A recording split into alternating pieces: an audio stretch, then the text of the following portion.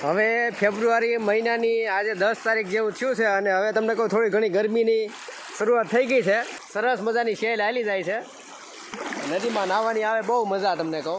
પણ એક વાત તમારી ઘોડે શેર કરવી છે આજે આપણે કે ઘણા લોકો પહેલાંના સમયમાં આપણે એમ કહેતા કે નદીએ નાહવા જતા અને નદીએ નાહવા જતા ને એટલે એટેક ન આવતા એમ કહેતા. તો એનું મુખ્ય કારણ શું હતું કે નદીમાં નાહવા જ્યારે આવે ને ત્યારે સૌથી પહેલાં માણસ પગ પલાળે. જો આ રીતે પહેલાં પગ પલાળવાના હોય, આ રીતે પહેલાં પગ પલાળો, પછી ધીમે ધીમે કરતાં આખા શરીરમાં, ત્યાર પછી આ નાભીનો ભાગ જે આવે, નાભી પાણીને ટચ કરો એટલે તમારી જે કાંઈ બોડીનું ટેમ્પરેચર હોય ને એ મેન્ટેન થઈ જાય અને આખા શરીરને સંકેત મળી જાય કે આ પાણી ઠંડુ છે કે ગરમ છે.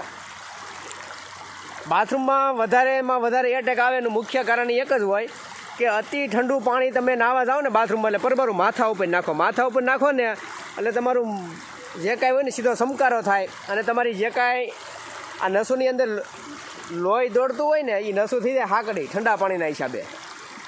એટલે ઠંડા પાણીમાં પરબારું તમે માથા ઉપર નાખો ને એટલે તમારું બોડી સહી સહન ન કરી શકે અને મોટા ભાગે એટેક આવતા હોય. સૌથી વધારે એટેક તમે જોજો બાથરૂમમાં નાહવા જાય ત્યારે આવે ને એ ઠંડા પાણીએ જેને નાહવાની આદત થઈ છે ને વધારે આવશે. ગરમ પાણી મીડિયમ હુંફાળું પાણી હોય ને એનાથી નાહવાનું રાખવું અને એમાંય તે બાથરૂમમાં તે ખાસ પહેલાં પગ ઉપર પાણી નાખવું, ત્યાર પછી થોડું ઘણું શરીર ઉપર નાભીનો ભાગ છે એને પલાળવાનો અને પછી જ માથા ઉપર પાણી નાખવાનું. પરબારું માથા ઉપર પાણી નાખો એટલે તમને તો પરબારો એટેકની શક્યતા વધી જતી હોય.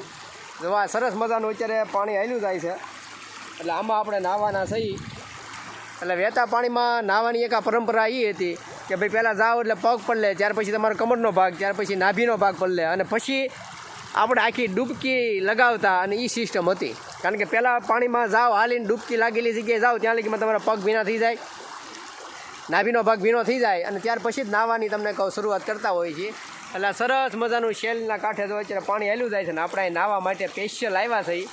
કારણ કે હવે આ ફેબ્રુઆરી મહિનો શરૂ થઈ ગયો છે ને ફેબ્રુઆરીમાં હવે ગરમી પડે એટલે જિંદગીમાં ક્યારેય ફેબ્રુઆરીમાં શેલ નદીમાં પાણી તો આવ્યું નથી. આ હાથસણી ડેમ ખાલી કરે છે એટલા માટે આ પાણી આવ્યું છે. એટલે આવો નાહવાનો લાભ તો બહુ ક્યારેક જ મળતો હોય. તો હાલો આપણે નાહવાની મજા લઈ.